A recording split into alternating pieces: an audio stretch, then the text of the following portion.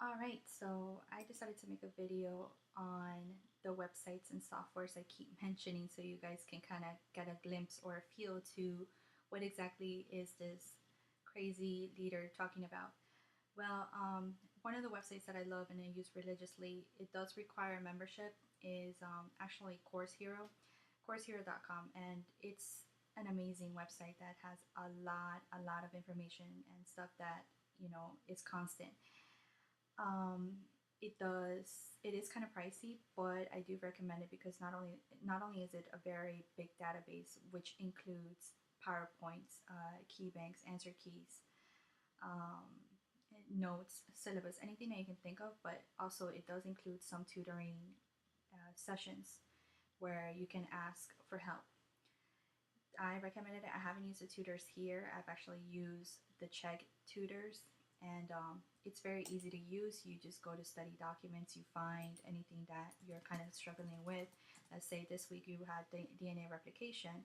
Well, here are all these documents, PowerPoints or test bank quizzes, anything that you can find that can be helpful for you to kind of synthesize this information a little bit better. Chegg is my other website that I recommend. I got a joint membership with my chemistry buddies. When we were taking chemistry, and it's definitely very helpful because what you do is that you sign up for the homework help. And the homework help, it does cost money, so we ended up just splitting it between all of us. And basically, whenever I was kind of struggling with a problem, or if my professor wasn't available, I would just go ahead and ask a question, and there are tons and tons of tutors available. So I would get my answer and the process on how to get to my answer step by step by somebody, in the Chegg site. And I love it because the service is very fast, which sometimes that can be helpful when you're taking a summer class like I did, and my assignments were due within like 10 hours, and maybe I didn't get the material very well. A software, if you guys haven't been scared by the lab reports, because I know that it's in MLA format. I use APA right now for my thesis, and one thing that's really helpful when it comes to the software is if you're kind of annoyed with the whole citation process, and you don't know what goes where, and when, then you should use a software like Perla. Perla is Mac compatible. I've used other softwares and I'm still coming back to Perla. There's a reason for it. It's because it's so easy to use, and not only that, but there's the professors. Actually, this software is created by professors, and they promise to keep up with it.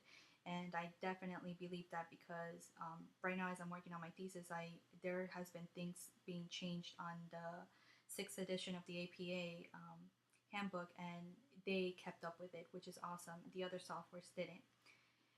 Um, Last but not least, studentdoctor.net. Studentdoctor.net is a forum website that can definitely help you if you're, in need of some counseling or some answers. One thing, that I hate about the counselors at our school is that they want to use you as a generic template, and everybody has a different story and a different background. And I love this site because it's just all these people in the medical field, people that are students, doctors, residents, anything, and they would just go ahead and help you out. And if you want to post a question on, I don't know, what school should you get into based on these chances, like, look, somebody's put what are my chances, and more than likely this person is they just got my MCAT score kind of sad, and then they just, they're telling everything, their entire story, and people start, helping that person out, which is awesome and phenomenal. I think that's it. Hopefully, this was helpful for you guys.